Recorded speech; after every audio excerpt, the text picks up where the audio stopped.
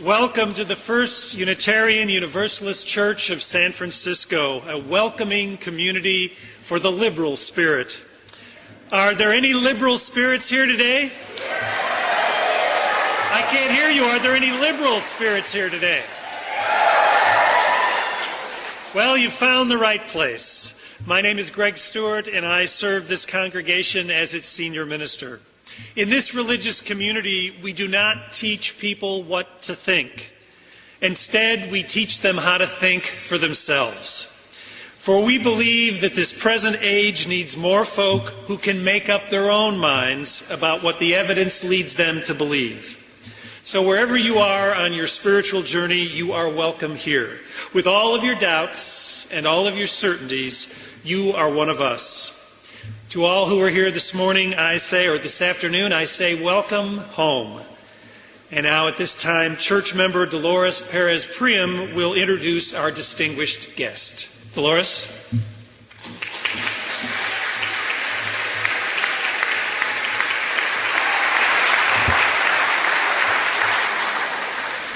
Before I start, could I please ask you all to turn off your cell phones?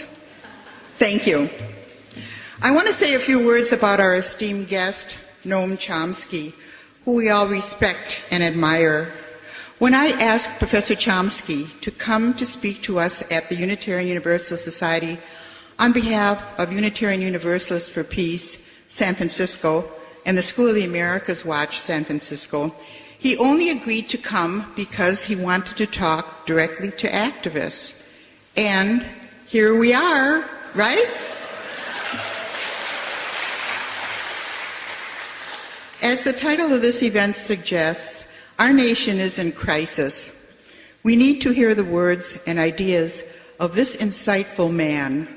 Like many of you, whenever I hear or read Noam Chomsky, I am inspired and challenged. He analyzes for us the inaccuracies of the theories and political misinformation with which we are inundated every day as we try to clarify the issues of our times. Without clarity, we cannot achieve solutions.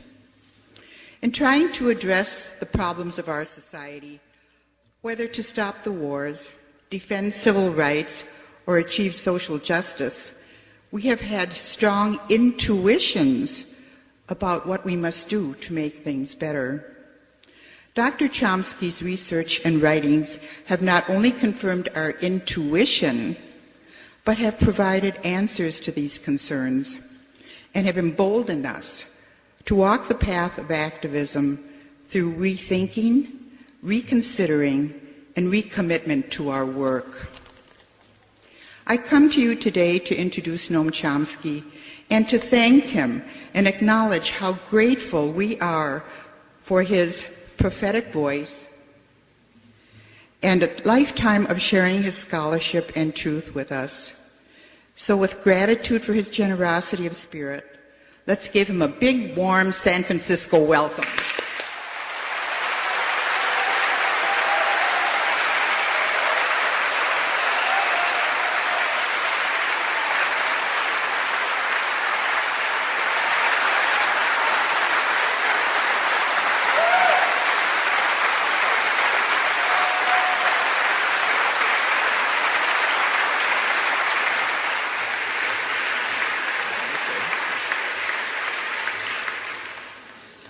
I guess I misread the program and thought that David was going to talk. Okay, well, I was asked to discuss three major crises. One, the two wars going on in the Middle East, Iraq, and what's now called AFPAC, Afghanistan, Pakistan. The second crises in Latin America, and third, the economic crisis at home. Unfortunately, that doesn't exhaust the list, but I'll keep to those. The three speakers afterwards will go into these areas in more detail. I thought it would be useful for me just to open with a couple of words of background. Partly the reason for that is that policies have been stable for a very long time. I'll start with the Second World War, but it's just like today. The policies are pretty much fixed. Despite the huge changes in the world system, the policies remain the same, adapted to new circumstances. Pretty much bipartisan. Sometimes one of the parties goes off the edge, the way George W. Bush did, gets bitterly attacked even in the mainstream. He's went off to a kind of radical extremism that harmed the interests of the main policy, sources of policy, which is mostly in the private economy. It was harming them, so pull it back, now back in the mainstream again. But the basic concepts and thinking are very stable, and it's important to understand that. And they're stable because they're based in institutions, and the institutions are stable. So things change, but power continues to reside in pretty much the same sectors, and they're thinking about the world and plans about how to deal with the world correspondingly are pretty much invariant. So go back to World War II and just think about foreign policy.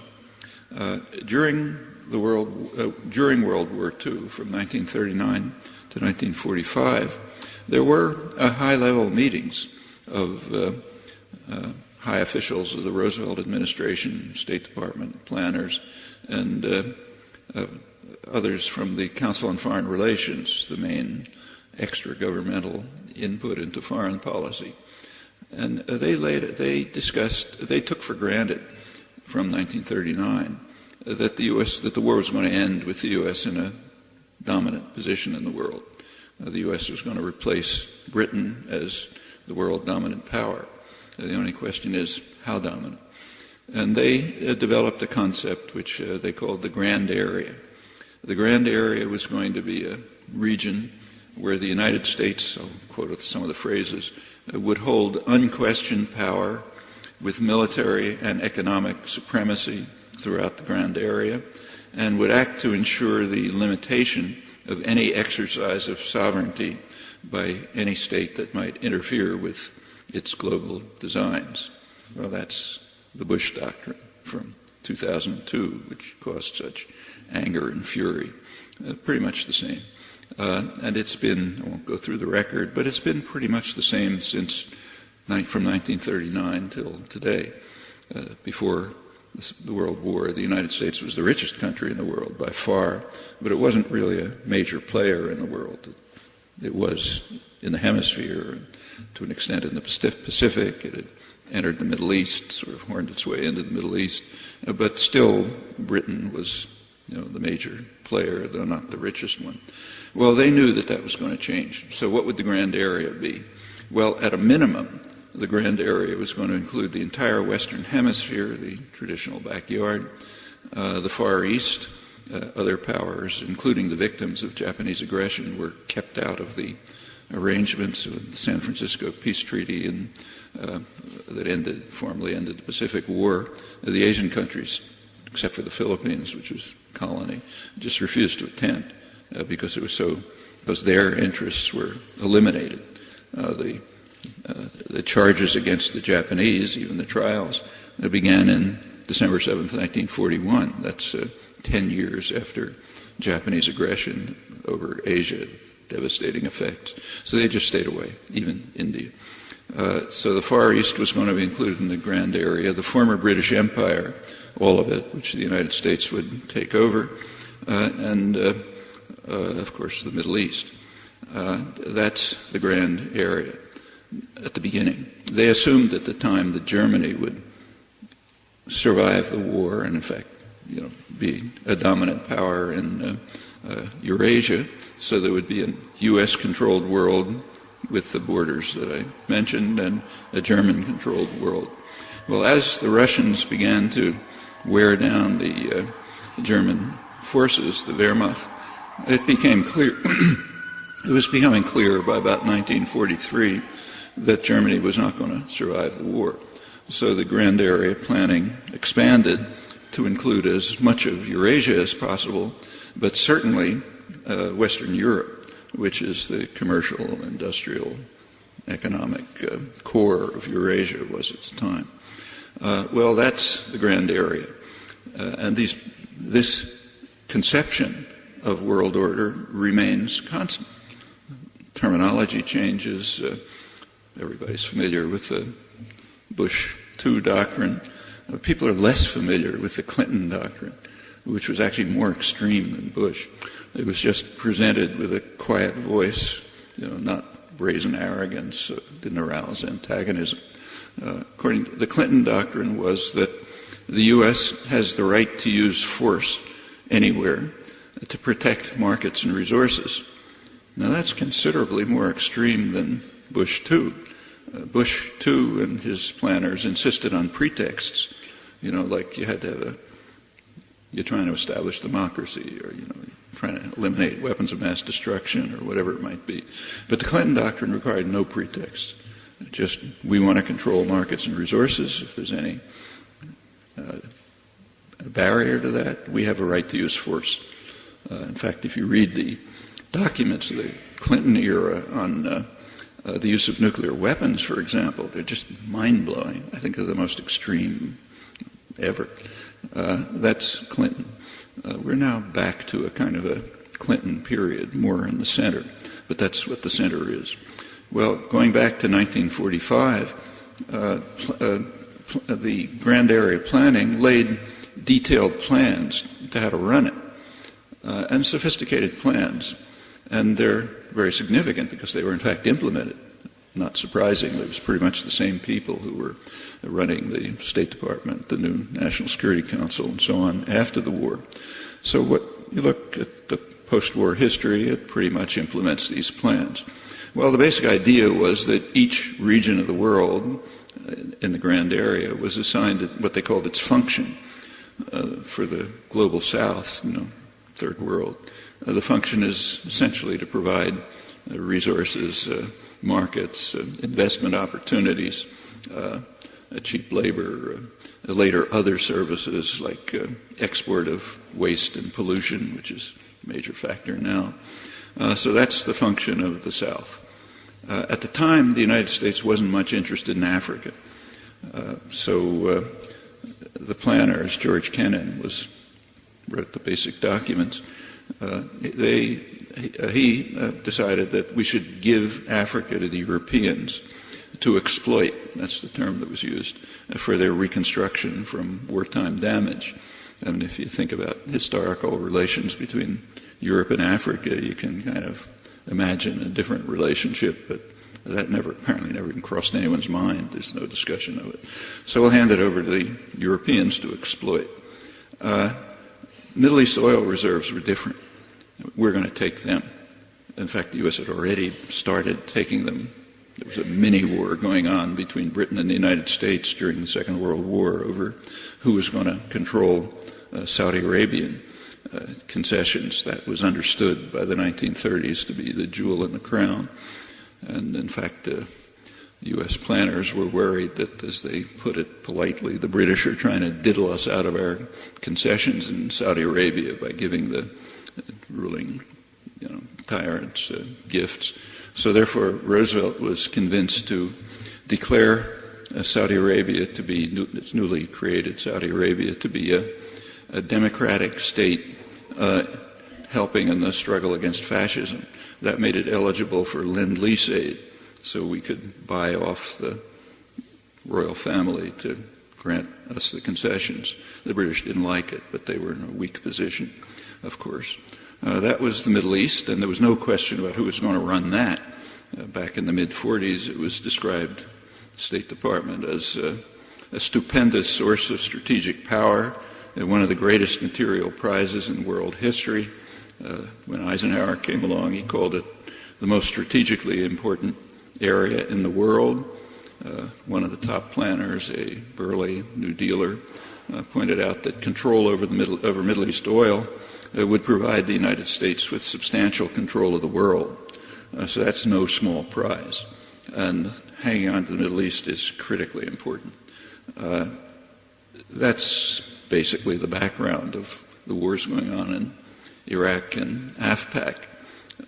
Even Afghanistan, it has some resources, but it's in a strategic position, the edge of the Middle East oil resources and also now the Central Asian ones. So one critical element in the background of planning in Afghanistan is whether the U.S. can finally implement a plan that's been around for years, through the Clinton years, to set up a pipeline that would go from Turkmenistan, which has a ton of natural gas, to India, which means we'd have to go through Afghanistan and through Kandahar province, where the Canadian troops are, to Pakistan, through Pakistan and to India. And the point of that is dual. One is to keep Russia from getting it. Most of it goes to Russia now, and there's kind of a battle over, pipeline battle over who controls Central Asian resources. They're not comparable to the Gulf, but they're substantial. And the other reason is just to try to intensify the U.S. effort to isolate Iran.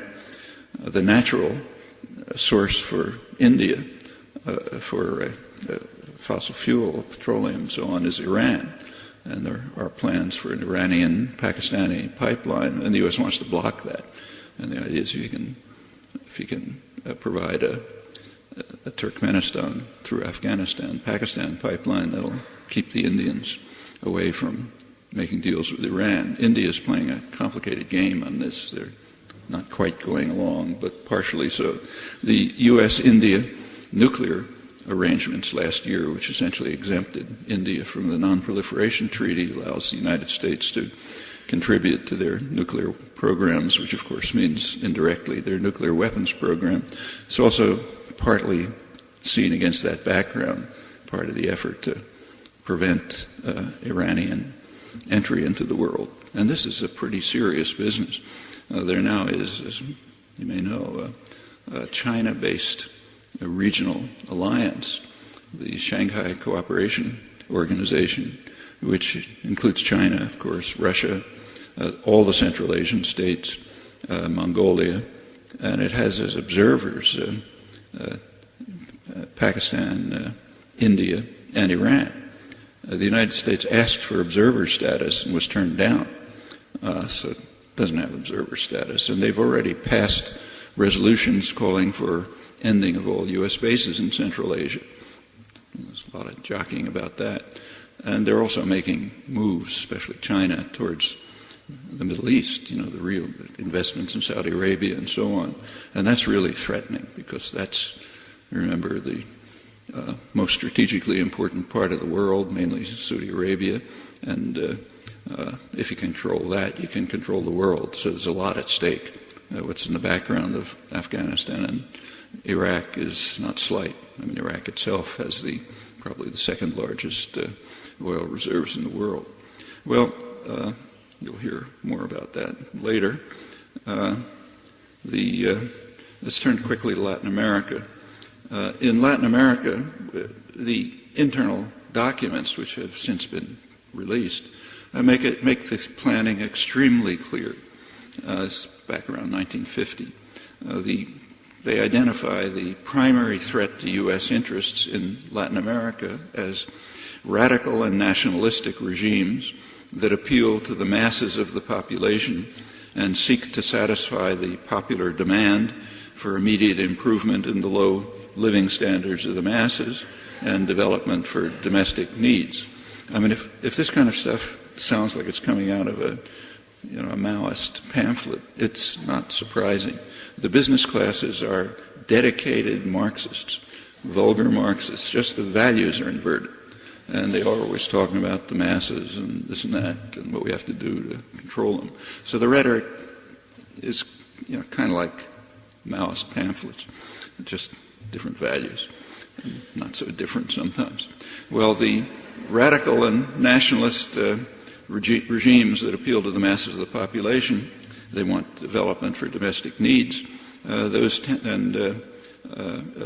tendencies conflict. I'm still reading National Security Council, conflict with demand for a political and economic climate conducive to private investment, which means, of course, U.S. investment, and with adequate repatriation of profits and protection of our raw materials. That's George Kennan again.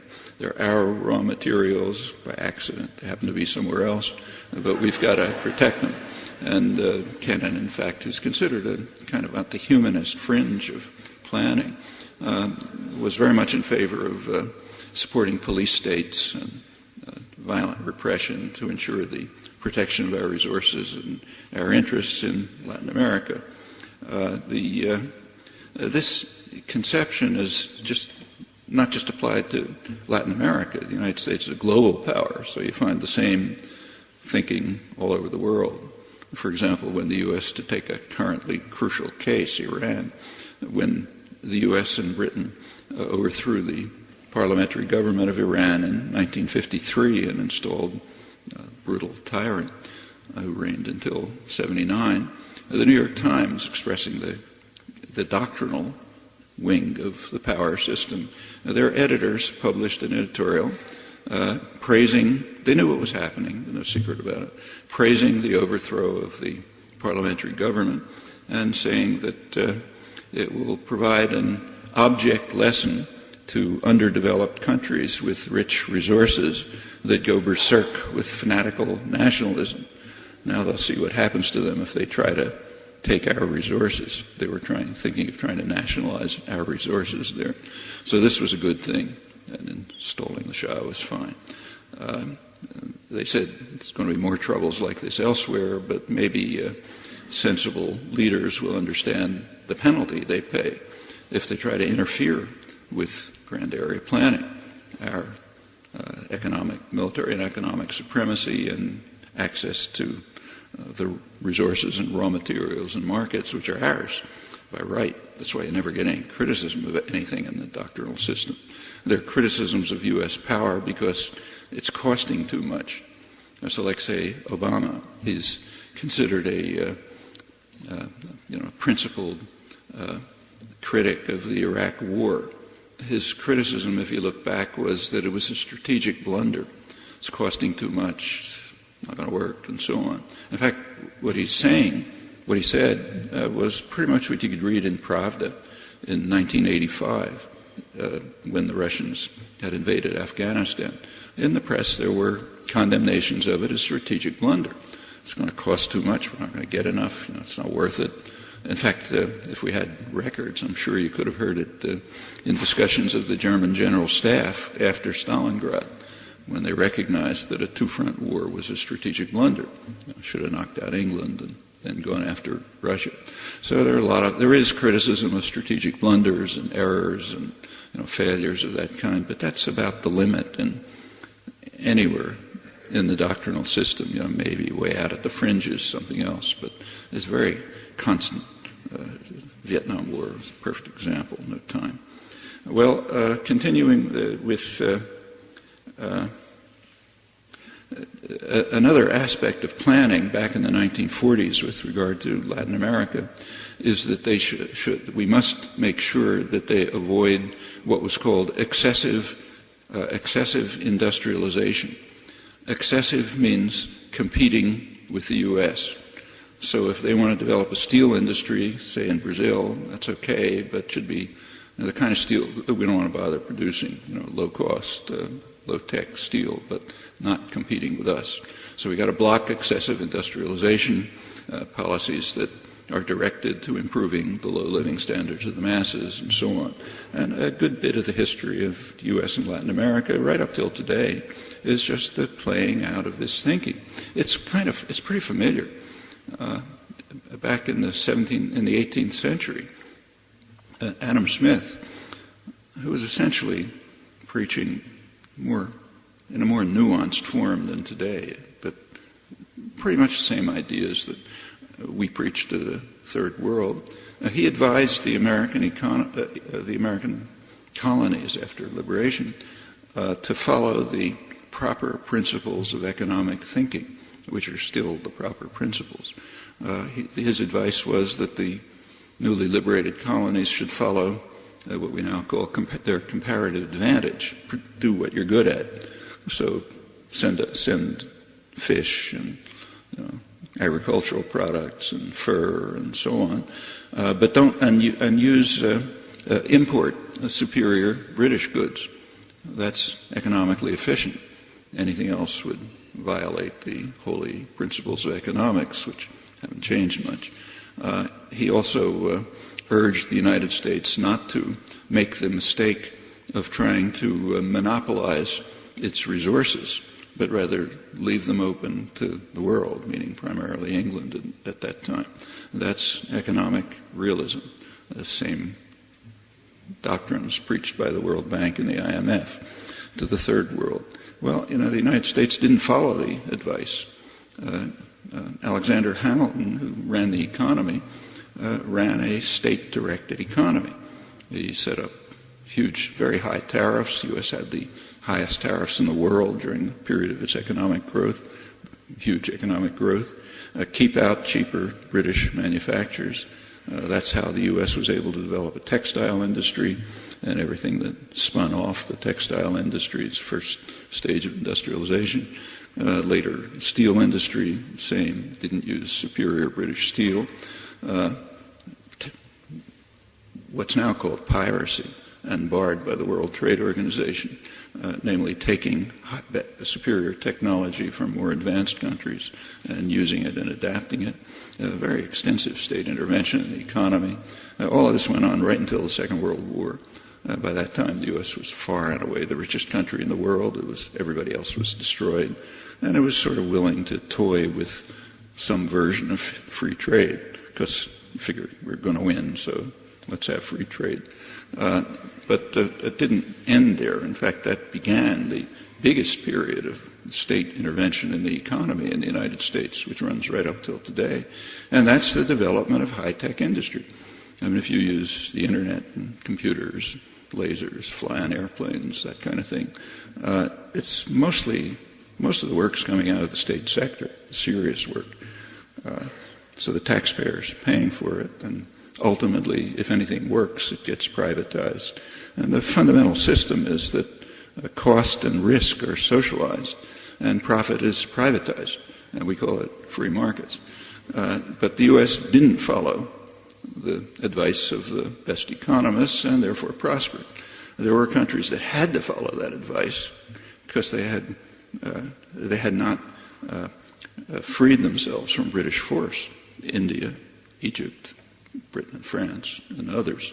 And that's basically where the division between the First and Third World began to take off. In the 18th century, India and China were the most advanced sectors of the world in industry, commerce, public health, and many other respects.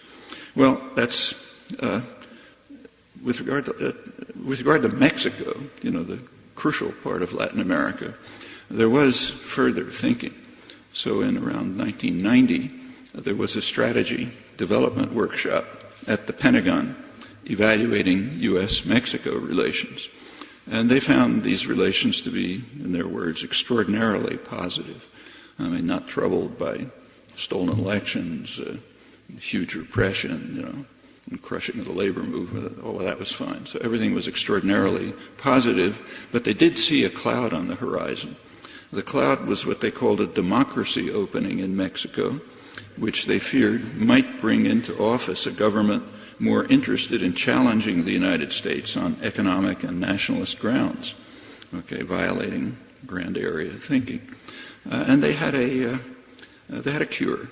They recommended a U.S., and so did others, a U.S.-Mexican treaty which would lock Mexico in to the neoliberal reforms of the 1980s and would tie the hands of current and future governments of Mexico, because they'd be bound by treaty to keep to this, and that would avert the threat of a democracy opening. Well, there's a name for the outcome of that. It's called NAFTA. That's basically what it is. Other things too, but that's the core purpose, and that was understood. And the same year that Clinton introduced, rammed NAFTA through into implementation over the opposition of the American population, incidentally. But that same year, 1994, Clinton also began to militarize the Mexican-U.S. border. It had been an open border. Like most borders, it was established by force, by conquest, and pretty much the same people lived on both sides of the border, across the border to visit your relatives and friends and so on. But in 1994, Clinton initiated what was called Operation Gatekeeper to militarize the border, and we don't have internal documents from that period, but if they were to come out, I'm pretty sure what you're going to see is that they understood that they're going to destroy the Mexican economy. Mexican agriculture won't be able to compete with highly subsidized U.S. agribusiness, so peasants will be driven off the farms. U.S. businesses won't be able to compete with U.S.-based multinationals, which under NAFTA have to have the rights of persons, of people, rights of Mexicans, national treatment it's called. And if a Mexican comes to the United States, he doesn't get national treatment. If he asks for that, he'll end up in Guantanamo. But if a U.S. corporation goes to Mexico, they have to get national treatment, which means that Mexican businesses won't be able to compete, and you get destruction of that part of the Mexican economy. And so it'll almost inevitably lead to a flow of people fleeing from the wreckage of the Mexican economy, and they'll be joined, in fact already we're being joined by the people fleeing from Reagan's terrorist wars in Central America. So we've got to do something about it. So that's the militarization of the border, which is, of course, still going on. Complicated story. Well, with regard to Latin America altogether, though it was also understood, our control over Latin America was understood to be very critical. Nixon's National Security Council declared in secret, now public, that if we can't control Latin America, how are we going to control the rest of the world? So at least we got to control that. So it was no joke. That was at the moment when they were planning the overthrow of the Allende government in Chile. And the reasoning was very much the same as what the New York Times expressed with regard to Iran in 1953. We have to have an object lesson to countries that go berserk with radical nationalism and challenge our domination of their economies and don't perform the services they're supposed to perform when we've assigned them their function. As Kissinger put it, Chile, if there's a democratic socialist development in Chile, it could be what he called a virus that would spread contagion elsewhere. He thought it would spread contagion all the way to southern Europe. He didn't think that the Chilean army was going to land in Rome. He thought that it would be a model that southern European social democrats, in those days called Euro-communists, might want to follow, might inspire them to go on. And therefore you've got to stop it right away. That's a leading principle of international affairs. It's not studied very much, and there isn't any name for it, but it ought to be called the mafia principle. The Godfather does not tolerate disobedience. And if some small storekeeper doesn't pay protection money, maybe the Godfather doesn't need it or won't even notice it, but you can't let them get away with it, no matter how small they are, because it could be a virus that would spread contagion. Others might say, okay, we'll do it too. And if you look over the history of the period since the Second World War, one leading theme is the mafia principle. It has very striking applications. No time to talk about them, but happening right now. In fact, Iran is a case in point. U.S. policy in Iran, or U.S. policy towards Cuba, is overriding public opinion in the U.S., but that's normal. Public opinion's not considered relevant unless it's organized and active.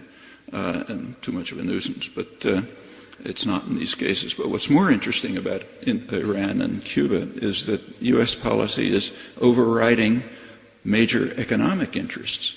So in the case of Cuba, agribusiness, energy corporations, pharmaceutical corporations want to establish normal relations, just as the large majority of the American population do, for their own interests. But that's not going to be allowed. And the reason is very clear. It was stated back in the days of the Kennedy administration very clearly. Cuba is engaged in what was called successful defiance of U.S. policies going back to the Monroe Doctrine. And that cannot be tolerated. As Arthur Schlesinger put it, who was Kennedy's Latin American advisor, the real threat of Cuba, he said, is Castro's idea of taking matters into your own hands and working for the interests of your own population, is that could appeal to others in Latin America who are faced with the same problems. And therefore we better get rid of it right there. No successful defiance can be tolerated. And the savagery of the U.S. attack against Cuba is really quite incredible. And not just the terrorist wars, which are bad enough, but the details of the surveillance of Cuba to make sure that if any ship stops anywhere in the world and picks up something that has a little bit of Cuban nickel in it, they've got to be barred from international commerce. The U.S. expends enormous efforts on that and has for 50 years. And that makes sense. You cannot accept successful defiance. It's just too dangerous. Same in Iran. American energy corporations would be happy to go in and exploit Iran's resources, and they're usually influential. I'll stop in a second. But they're being overridden in this case because Iran has also been engaged in successful defiance since 1979. Well, I was going to say something about the situation at home, but I'll leave that for the moment. It's, in brief, everything's happening exactly as you should expect. You take a look at Obama's financial base. It's mostly financial industries. So yes, they're getting wonderful gifts, and they're very happy about it. Business press is gloating about months ago. The business was gloating that the insurers have won the health care battle. Yeah, they're getting everything they wanted. The big banks that caused the crisis are better off than before. They've been merged into still bigger banks, which means that they get the huge government insurance policy, which is called too big to fail. So you ought to take risks. Makes sense to take risks because you'll make a lot of money out of it, and you're going to be paid off when things go wrong, as they surely will. So there's nothing unpredictable about it. Oh, one last comment on the gap between public opinion and public policy, which is very significant. Technical name for it, it's called a democratic deficit. That's evident on health care, on the bailout, on foreign policy, just about everywhere you look. It's been pretty well studied, in fact. Now, that's not a law of nature. It doesn't have to be that way. It's been overcome in the past by militant, organized, dedicated action, and it can be again. That's the only word I'll say about hope, because you people are the hope, so I don't have to talk to you about it.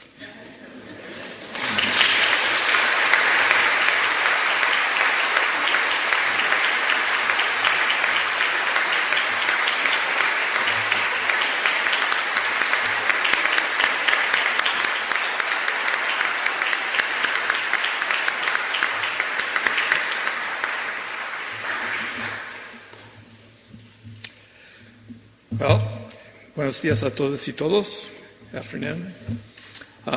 First of all, thank you again, Dr. Chomsky, for an incredibly enlightening lecture and something to think about for a long time. My name is David Bacon. I'm going to moderate the rest of this panel here today.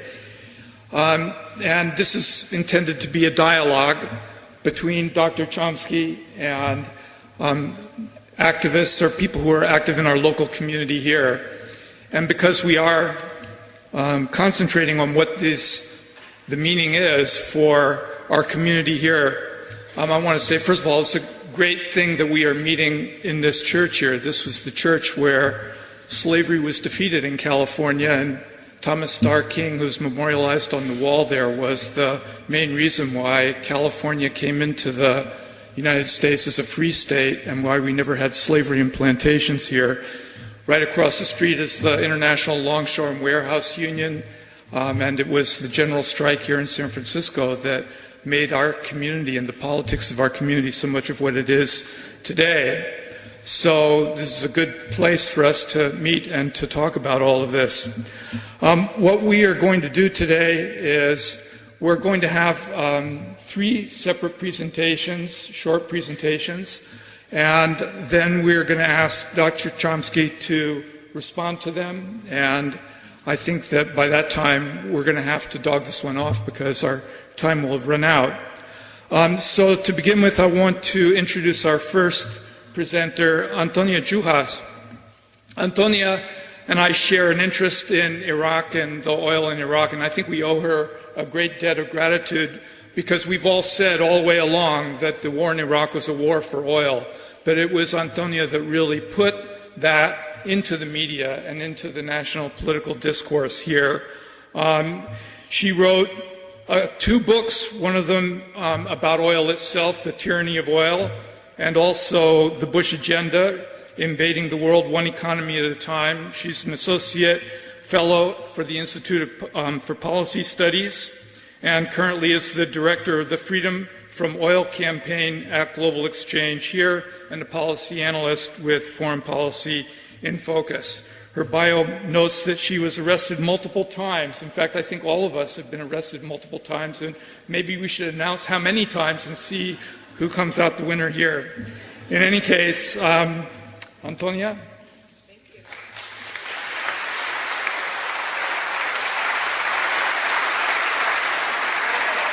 Arrested 4 times in the cause of peace. All of my arrests in the cause of peace.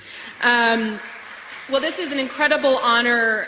You all came here to hear Professor Chomsky. Professor Chomsky came here because he wanted to be in a room of activists, and he required that there be activists here to make sure that you all get involved in activism. So I have 5 minutes, not enough time to go into depth about oil and Iraq and Afghanistan. Fortunately, I have several books which are for sale outside, which you can read on these topics. But I am going to spend my time making sure that I fulfill this promise, which is making sure that you all hear the hope that was at the end of Professor Chomsky's presentation. And while, as we all know, we have seen the same agenda being pursued by U.S. governments decade after decade after decade, there are some pretty important differences at the extreme, and 2 of those important differences are the extent and willingness of the government at hand to utilize the military to advance those objectives, and the other is the extent of the government at hand to utilize itself to intervene on behalf of public interests in the market, or intervene on the behalf of intervene with corporate interests on behalf of the public interests. We are at probably the most critical moment in the long histories of the wars in Iraq and Afghanistan this week, right now. We have a government that I believe is genuinely, honestly, debating what it should do right now in Afghanistan. Should it increase troops by 40,000, or should it figure out a timetable for full withdrawal? If anyone has been watching the news this morning, General James Jones, the National Security Council advisor, has been hitting the airwaves saying that there is a conflict within the administration between the military asking for 40,000 troops and the administration which is trying to rethink its strategy. But the other thing that he continually emphasizes is the regional significance of Afghanistan. It's not just Afghanistan, it's the region. And as Professor Chomsky said, how Afghanistan is generally referred to by people like General James Jones, whose previous job before he joined the Obama administration was the head of the Institute for 21st Century Energy at the U.S. Chamber of Commerce. He was the oil industry's main lobbying representative, with his core function being to try and better unite U.S. energy and military policy.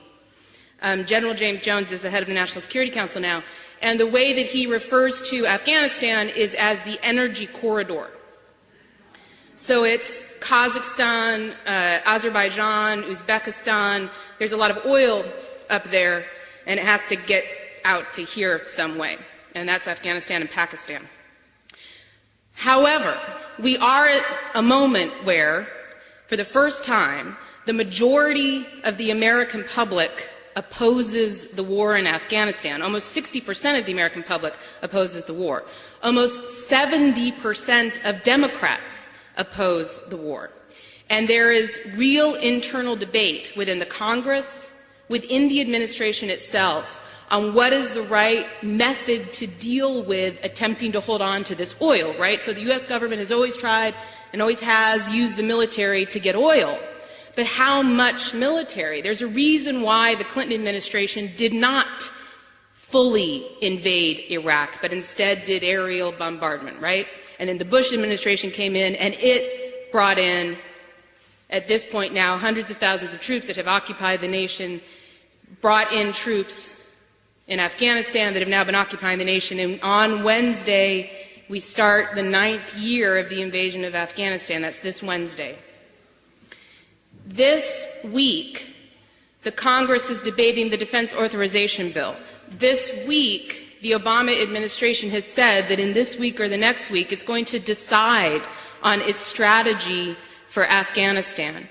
And as I keep saying, there is immense dissension within the ranks of the Democratic Party, even among conservative Republicans, even among Republicans, that the U.S. military should be being utilized as it is at this moment, that it isn't rather a better idea to pull the military back and use different devices to make sure that we hold on to that oil.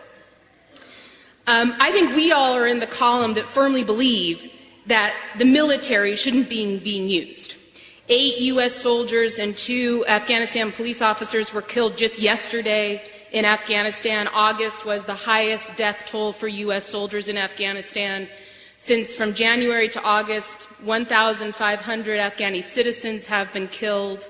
And I want to read you a very important poll that just came out. Because this is AFPAC now, right? And when they talk about regional security, the focus is on Afghanistan and Pakistan. 80% of Pakistanis just polled said that they are opposed to U.S. assistance in Pakistan's fight against terrorism. That's a 20% increase since March. We are creating more enemies, right, with a military presence. The military needs to come home. Now, you have a lot of ways that you can make it happen this week. This week is when the debate is happening. This week is when the money is being authorized, when the strategy is being set. This is the week to act. So on Monday, there are protests happening at Lockheed Martin's facility in Sunnyvale, targeting the military contractors, beneficiaries. On Wednesday, there are vigils being held. On Saturday, the 17th, there's a rally protest that starts at Civic Center. But in between, what you need to do during this week is this is the week where it really matters, where you need to call your elected officials. You need to contact the Obama administration, because believe me, the other side is. So what has happened in the shift in administrations, moving from essentially an oil administration to essentially a finance administration, is that the oil lobby has dramatically increased its financial presence, its lobbying presence on Capitol Hill with Congress and with the Obama administration. It's never spent more money on lobbying than it's spent in the just so far this year, and the year isn't even over. Believe me, they're hearing from the other guys. They need to hear from you this week. You need to make a call. You need to write a letter. You need to participate in a protest. You need to stand up in a vigil. You need to contact all the amazing activist organizations that are dripping from the banisters in a city like San Francisco. And you need to do it this week. And we also have an amazing, great local target. The Chevron Corporation. My actual title isn't the head of the Freedom from Oil campaign, it's the head of the Chevron program. I stopped writing so that I could target Chevron. They're the 5th largest corporation in the world, the largest corporation in California. They have been and continue to be one of the key drivers in trying to gain access to Iraq's oil. And guess where they have great big oil operations? Kazakhstan. Guess the only way to get the oil out of Kazakhstan, through Afghanistan. This is a great key corporate target that we can all focus on. The Mobilization for Climate Justice is a local network organizing actions, October 24th, November 30th. Lots of targets, including the Chevron Corporation. So come to our table at Global Exchange. Show Professor Chomsky that activists live here and that you're going to take action when you leave this room. Thank you very much.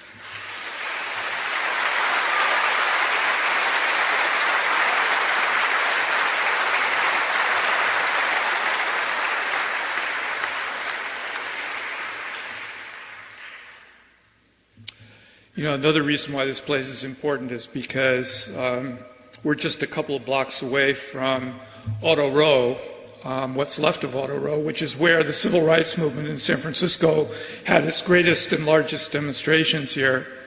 And we're just a few blocks from City Hall, where the students were washed down the steps in 1960, but in the process dealt a telling blow to the House Un-American Activities Committee and helped to end McCarthyism in this country.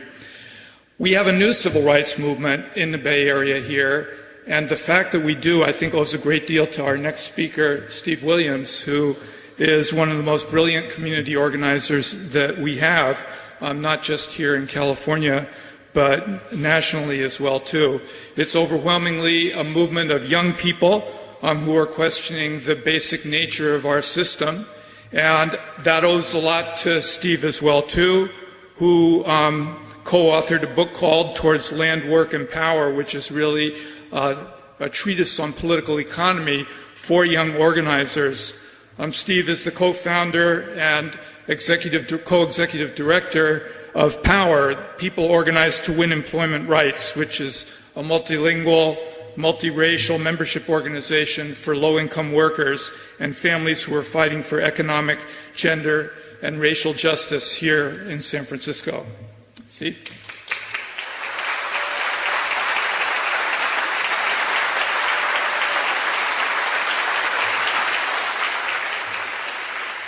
So I've been arrested 7 times, mostly in the cause of peace and justice.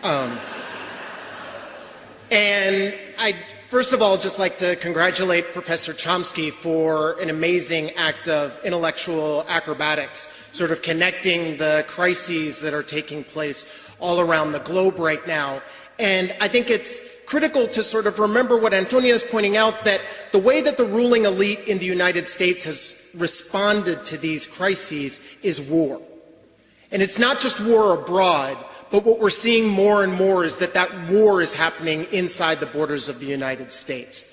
So we already know that the unemployment rates have gone up and up, right? So the unemployment rates in the United States are almost 10%, and that's officially, right, in the country abroad.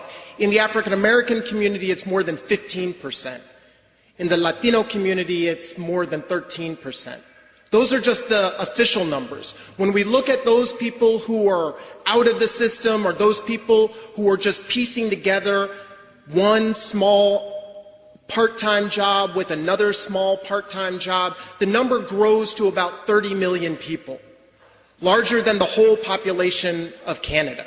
Right? And then when we include those 30 million people plus the 45, 46 million people without health insurance in this country, when we look at the rates of housing foreclosures that continue to escalate while financial institutions get trillions of dollars, we understand more and more that the war is happening inside the United States in a different form, with different tools, but happening in a very aggressive way. Now, oftentimes, those of us here in San Francisco like to think, well, we march against the war. We hate most of the stuff that's happening on Wall Street. So we've created a bubble. We've created a sanctuary here in San Francisco. But it's important that we understand that San Francisco is engaged in that war at home as well. Under the leadership of Gavin Newsom, San Francisco has continued the neoliberal policies of attacking low-income and working people in this city. As the city faces tens of billions of dollars in deficit this year, the city has made a deliberate attempt to try to make up some of that deficit by stealing money. I said stealing money from undocumented immigrants. The San Francisco Police Department has been directed to stop anybody who's Latino, see whether they have a driver's license. If they don't have a driver's license, to impound their car. Unlike when we get our cars impounded, undocumented immigrants aren't allowed to get their cars for at least a week. And as a consequence, just to get their cars in order to be able to go do the work, cleaning houses, preparing food, raising people's kids, undocumented immigrants have to pay at least $5,000 to be able to get their car back. The Women of Power have begun an organizing project targeting the San Francisco Police Department and targeting the auto company to stop the racial profiling that's happening in San Francisco right now.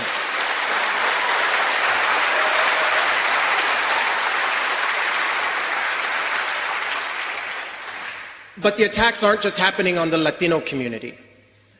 Over the last 10 years, the population of African Americans in the city has fallen by more than 60%. The bulk of black people in San Francisco live out in Bayview Hunters Point, a neighborhood that is under the boot of gentrification and displacement, largely by a corporation based in Miami called Lennar. Lennar was granted access to developing luxury condominiums on the site of the old naval shipyard, the same site where the bombs that were dropped on Nagasaki and Hiroshima at the end of World War II shipped out of, a land that is riddled with toxic waste. Lennar was able to attain that waterside property for the grand total of $1.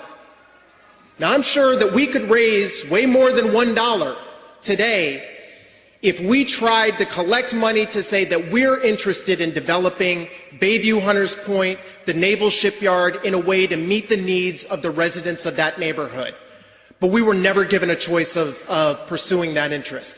Instead, Gavin Newsom sold the shipyard for $1 to the Lennar Corporation, and the Lennar Corporation now, in its haste to build luxury condominiums, is saying that they're not going to clean up the toxic waste, but they are instead just going to plow cement over it. That is going to be their process of cleaning up this federally recognized Superfund site. It is critical at this particular stage that all of us call the Board of Supervisors to say that we want an end to the racial profiling that is targeting Latinos in this city. We also want an end to the land grab that is taking place with the Bayview shipyard in order to make sure that people who live in Bayview actually have an opportunity to design their futures and to take back that neighborhood. Now, Professor Chomsky reminds us that ultimately public opinion really doesn't mean anything unless it's organized and mobilized. And so as we make those phone calls, it's critical that people get in contact with power so that we can continue to give you information about what is happening in people's lives. And you can contact us at our website, which is www.peopleorganized.org. Ultimately, I think there was a question put out by the great intellectual Samir Amin, where he said that we're really at a particular point in history where we have to ask ourselves whether we're emerging from a crisis in capitalism or whether we're emerging from capitalism in crisis. The model of economic development that San Francisco has been employing is not just attacking working class people of color in this city. It is attacking the quality of life, the city that all of us love. It is critical that we figure out new models of economic development in order to be able to create a San Francisco that is home to the diversity and to the people who built this city. Thank you.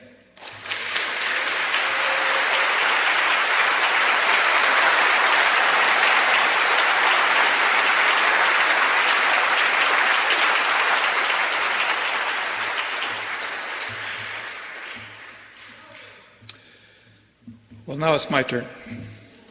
I was a union organizer for about 25 years before I started writing and taking pictures for a living, so I still sort of see the world in kind of class, working class terms, and in terms of kind of what the effect is on working people of the broad issues that we're talking about here.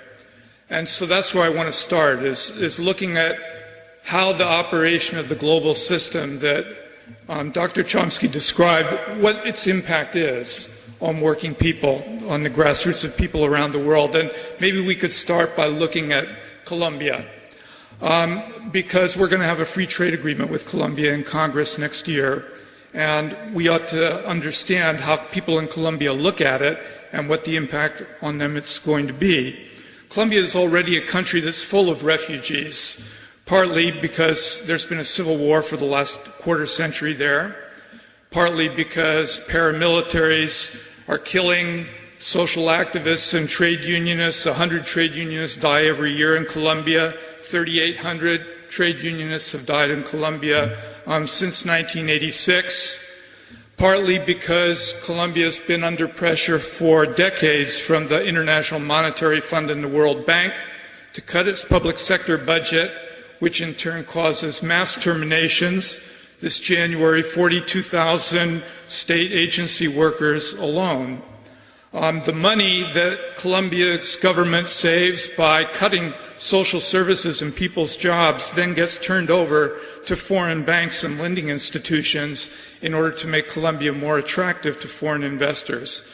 The head of the Human Rights Department of the Colombian Union Federation, Edgar Paez, says that even Plan Colombia, the so-called U.S. drug war in Colombia, is really a pretext for protecting transnational investors. He says this creates a much more favorable environment for the exploitation of our natural resources and our labor force, and it also provides support for the implementation of a U.S.-Colombia free trade agreement.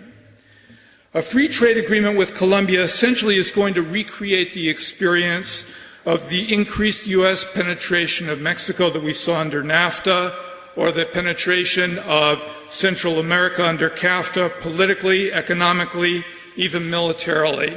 What did we see with NAFTA in Mexico? The privatization of foreign corporations, the destruction of people's unions, the mass layoffs of workers. Mexico used as a dumping ground for U.S. agricultural products by some of the largest corporations in the world, subsidized by our farm bill, while at the same time Mexico had to cut its subsidies for its small farmers. A 40% poverty rate, this is the government of Mexico that says this, no program for increasing employment there. So when you ask, what is the consequence of a free trade agreement with Colombia going to be? Well, what was the consequence of CAFTA and NAFTA before it? What was the consequence of all of these economic reforms? And the main effect it had on working people was it produced displaced people. In fact, displacement is the most important product of these economic policies wherever they're implemented.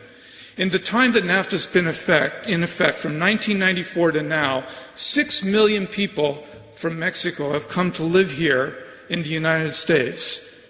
And year before last, they sent back home $26 billion, which essentially takes the place of the social investment that the Mexican government would ordinarily be responsible for making in its own country. This produces a crisis for working people. That's what the uprising in Oaxaca was all about, that there's no alternative to people other than leaving home and going somewhere else, looking for work and survival.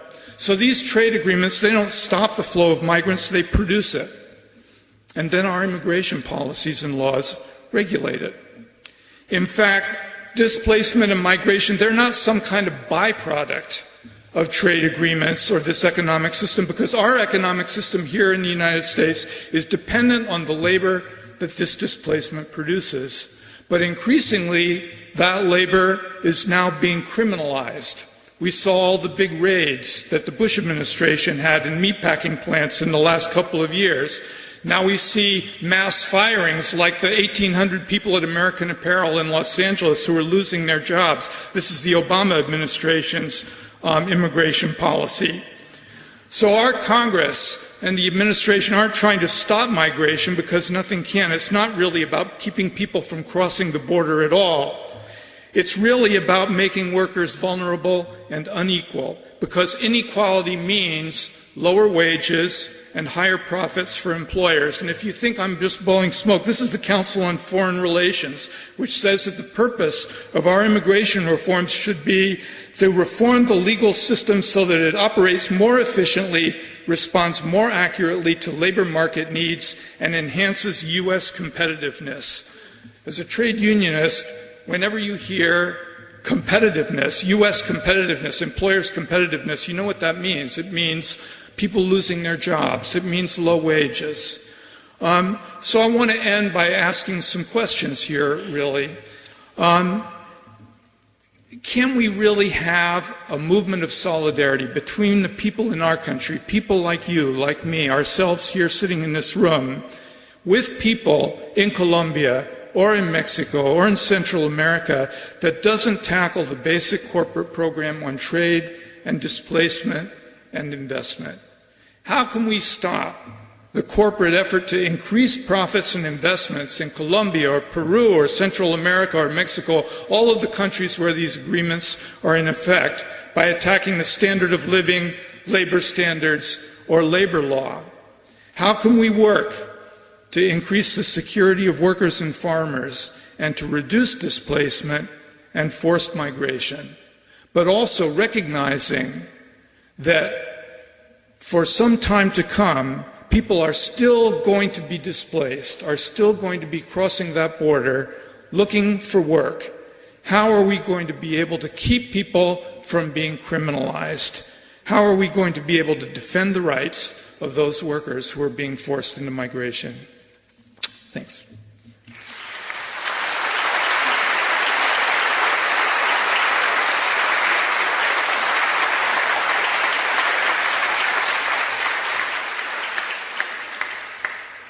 So I think now we're going to give Professor Chomsky a chance to respond to the questions that were raised by our speakers here.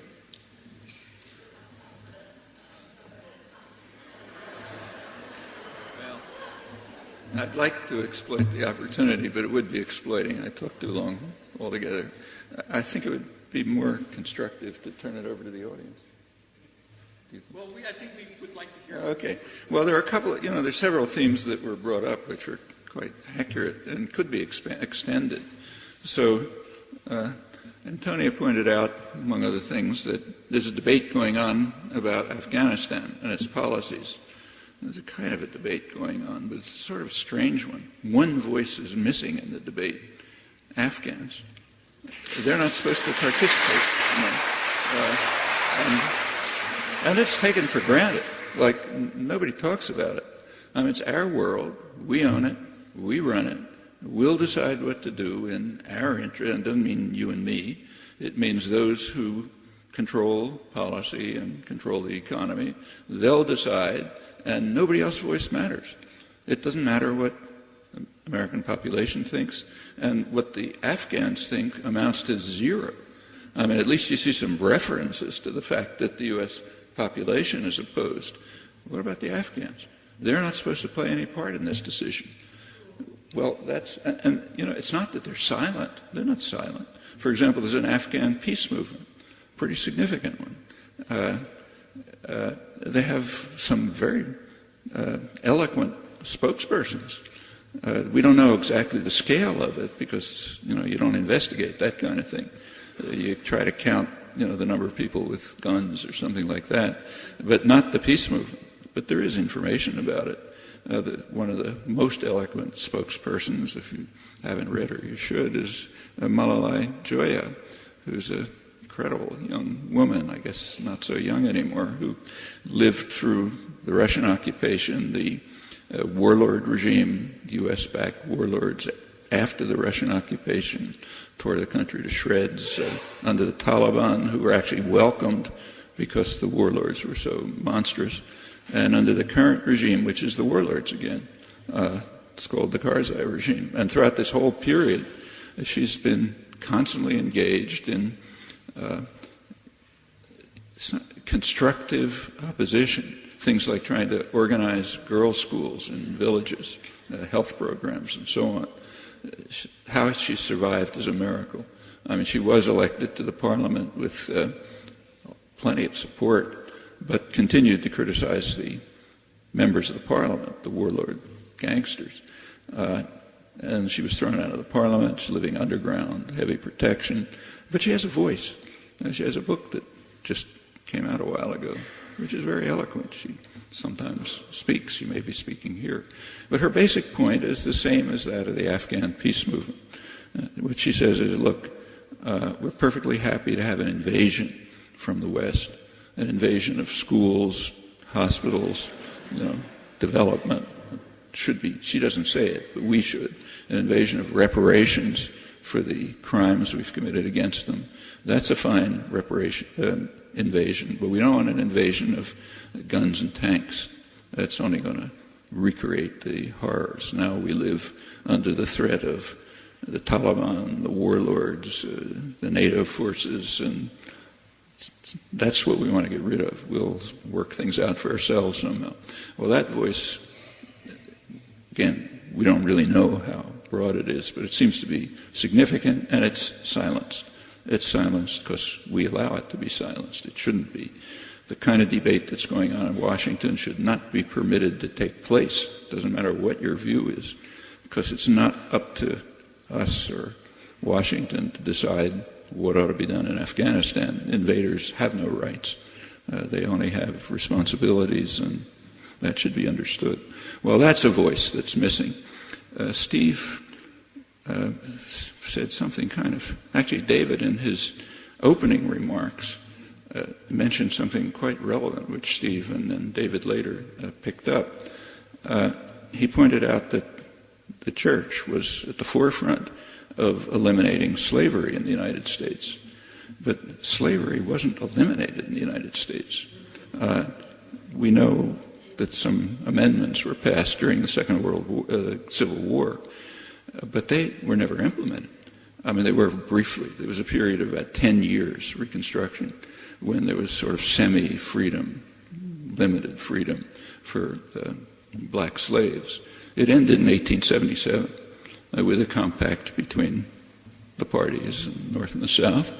And what happened after that was criminalizing black life.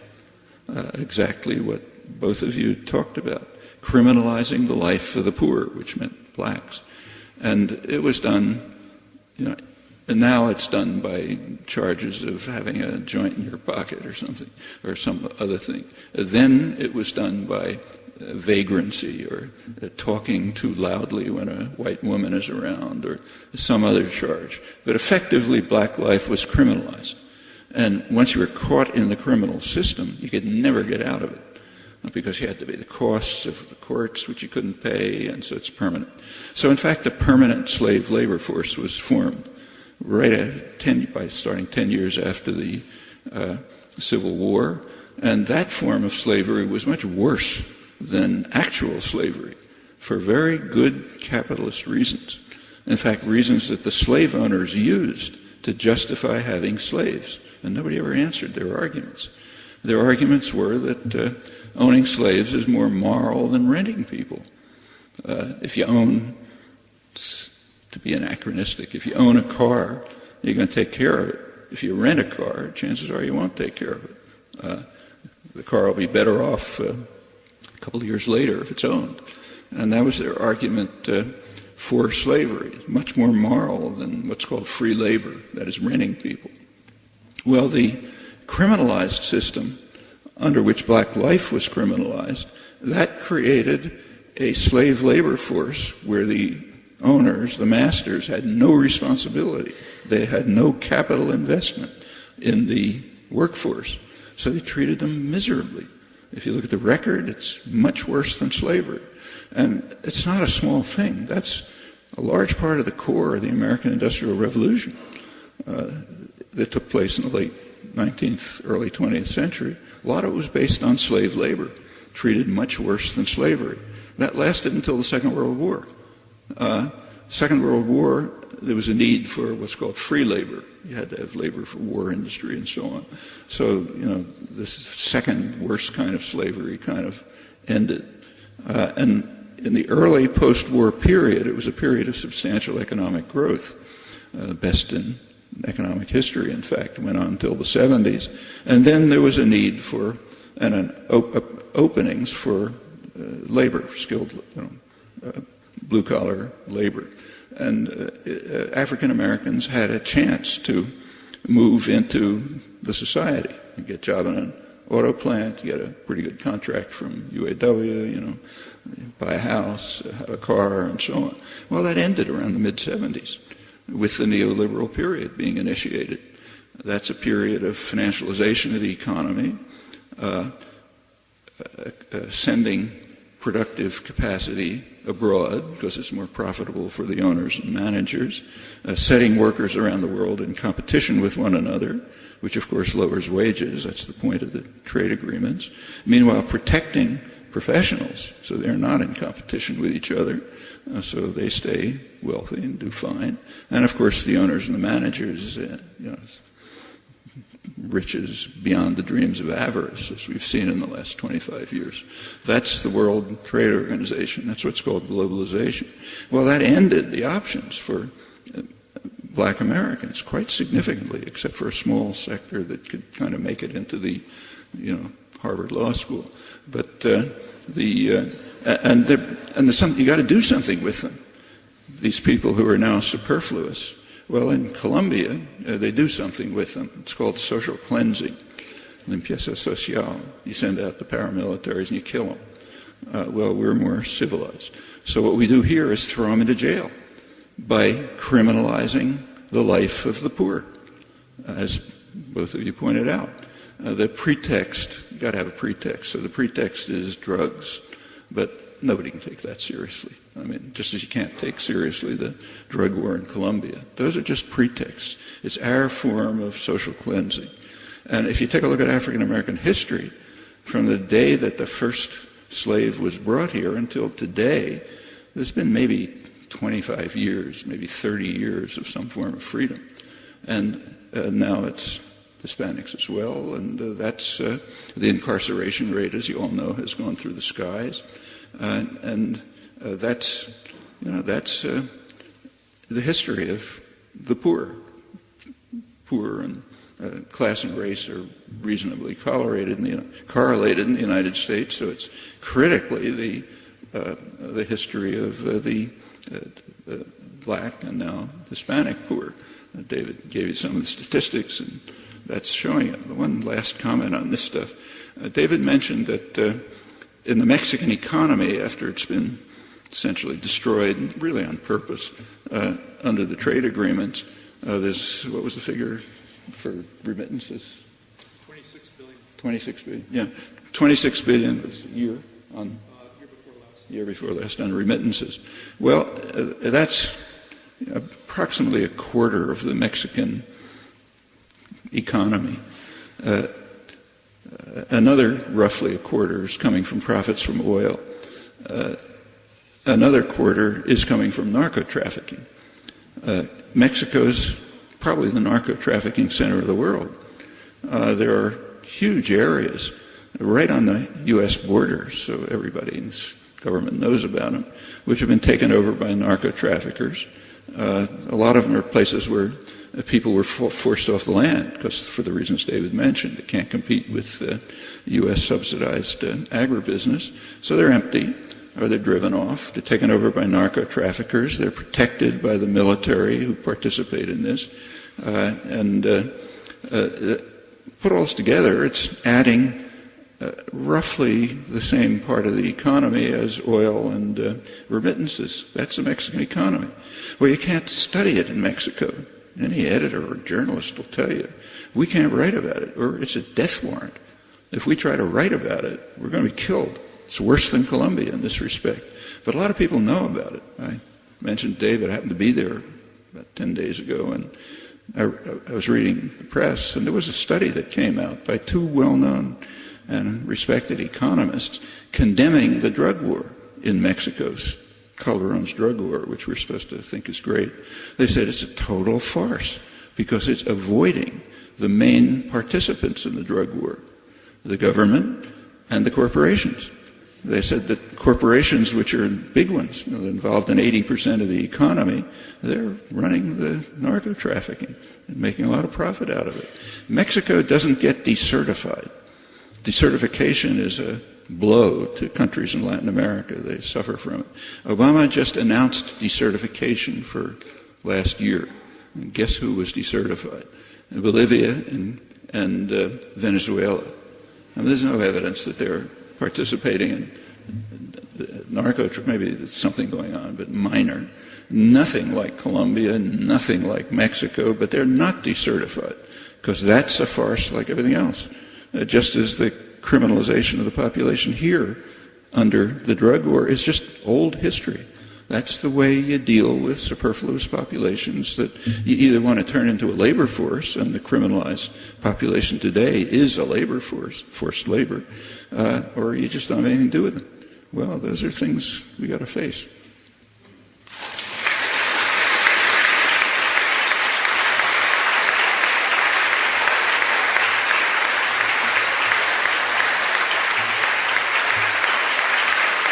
Well, I'm afraid that Professor Chomsky has to catch an airplane. We were told to make sure that he is able to leave in time to get to the airport. So we don't have time for more than this. I know that we would all like to go on for another hour or two, both listening to Professor Chomsky and hearing what you all have to say, and I'm sorry we can't do that today.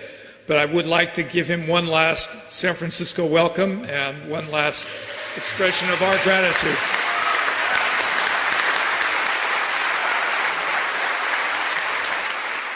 You've been listening to a special program featuring renowned linguist, social justice activist, author, and lecturer Noam Chomsky, speaking at the First Unitarian Universalist Society in San Francisco, California on October 4th, 2009.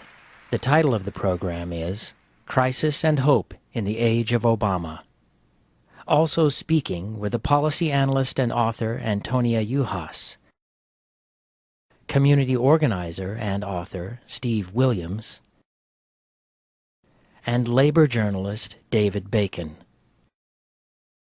Introducing the program were Greg Stewart, senior minister at the First Unitarian Universalist Society of San Francisco, and Dolores Perez Priam, event organizer and activist, also of the First Unitarian Universalist Society. To find out more about the speakers and the topics discussed during this program, please visit the following websites: the First Unitarian Universalist Society of San Francisco at uusf.org. People Organize to Win Employment Rights at peopleorganized.org. Antonia Juhas's website at tyranny-of-oil.org. David Bacon's website at dbacon.igc.org. And the Noam Chomsky website at chomsky.info. PDX Media Productions would like to thank Dolores Perez Priam and Jonathan Silk for their invaluable assistance in producing this program. This program was produced by PDX Justice Media Productions of Portland, Oregon. To find out more about our work and to access our growing library of free on-demand streaming video and audio programs, please visit our website at www.pdxjustice.org. You'll find programs featuring speakers such as Barbara Ehrenreich, Amira Haas, Paul Krugman, Jeremy Scahill, and many, many others. And write to us with your comments and questions at pdxjustice@riseup.net. We'd love to hear from you. Thanks for tuning in, and thanks for supporting listener-sponsored radio, public access cable television, net neutrality, independent bookstores, and all forms of grassroots, democratic, community media.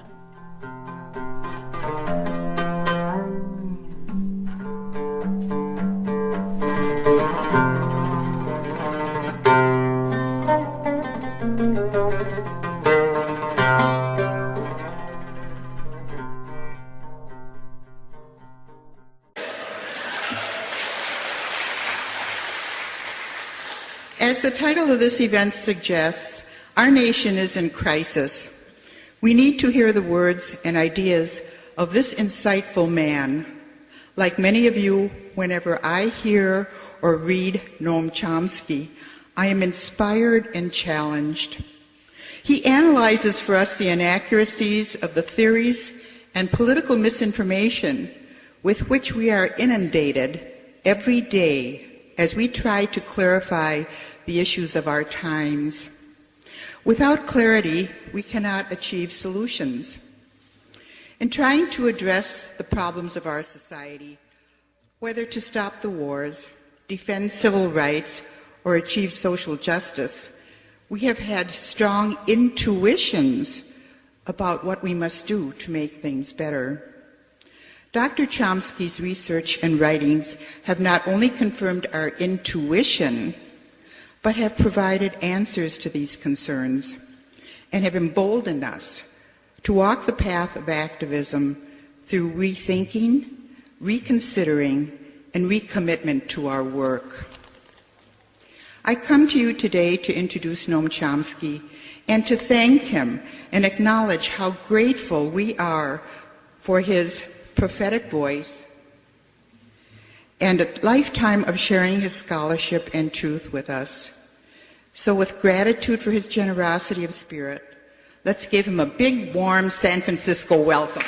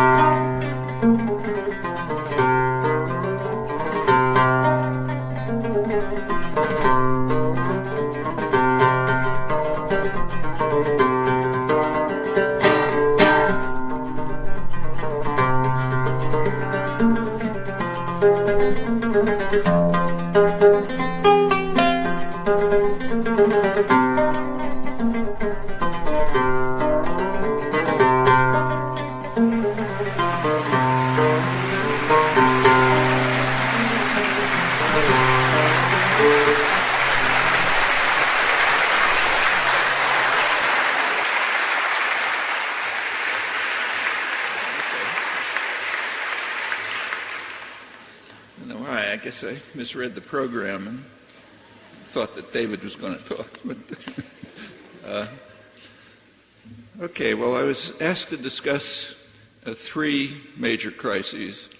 One, the two wars going on in the Middle East, Iraq, and what's now called AFPAC, Afghanistan, Pakistan. The second, crises in Latin America. And third, the economic crisis at home. Unfortunately, that doesn't exhaust the list, but I'll keep to those. The three speakers afterwards will go into these areas in more detail. I thought it would be useful for me just to open with a couple of words of background. Partly the reason for that is that policies have been stable for a very long time. I'll start with the Second World War, but it's just like today. The policies are pretty much fixed. Despite the huge changes in the world system, the policies remain the same, adapted to new circumstances. Pretty much bipartisan. Sometimes one of the parties goes off the edge, the way George W. Bush did, gets bitterly attacked even in the mainstream. He's went off to a kind of radical extremism that harmed the interests of the main policy, sources of policy, which is mostly in the private economy. It was harming them, so pull it back. Now back in the mainstream again. But the basic concepts and thinking are very stable. And it's important to understand that. And they're stable because they're based in institutions, and the institutions are stable. So things change, but power continues to reside in pretty much the same sectors. And they're thinking about the world and plans about how to deal with the world correspondingly are pretty much invariant. So go back to World War II and just think about foreign policy. During World War II, from 1939 to 1945, there were high-level meetings of high officials of the Roosevelt administration, State Department, planners, and others from the Council on Foreign Relations, the main extra-governmental input into foreign policy. And they took for granted from 1939 that the war was going to end with the U.S. in a dominant position in the world. The U.S. was going to replace Britain as the world dominant power. The only question is how dominant. And they developed a concept which they called the Grand Area. The Grand Area was going to be a region where the United States, I'll quote some of the phrases, would hold unquestioned power with military and economic supremacy throughout the Grand Area, and would act to ensure the limitation of any exercise of sovereignty by any state that might interfere with its global designs. Well, that's the Bush Doctrine from 2002, which caused such anger and fury. Pretty much the same. And it's been, I won't go through the record, but it's been pretty much the same from 1939 till today. Before the World War, the United States was the richest country in the world by far, but it wasn't really a major player in the world. It was in the hemisphere, and to an extent in the Pacific. It had entered.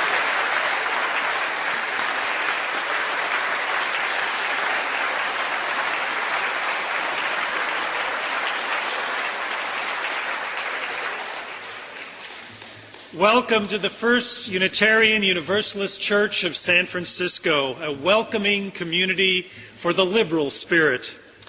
Are there any liberal spirits here today?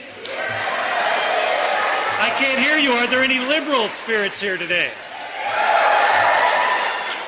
Well, you found the right place. My name is Greg Stewart, and I serve this congregation as its senior minister. In this religious community, we do not teach people what to think. Instead, we teach them how to think for themselves. For we believe that this present age needs more folk who can make up their own minds about what the evidence leads them to believe. So wherever you are on your spiritual journey, you are welcome here. With all of your doubts and all of your certainties, you are one of us. To all who are here this morning, or this afternoon, I say welcome home. And now at this time, church member Dolores Perez Priam will introduce our distinguished guest. Dolores?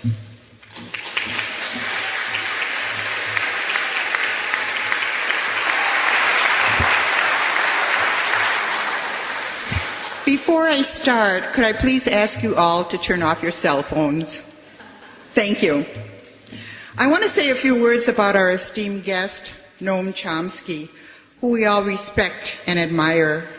When I asked Professor Chomsky to come to speak to us at the Unitarian Universalist Society On behalf of Unitarian Universalists for Peace, San Francisco, and the School of the Americas Watch, San Francisco, he only agreed to come because he wanted to talk directly to activists.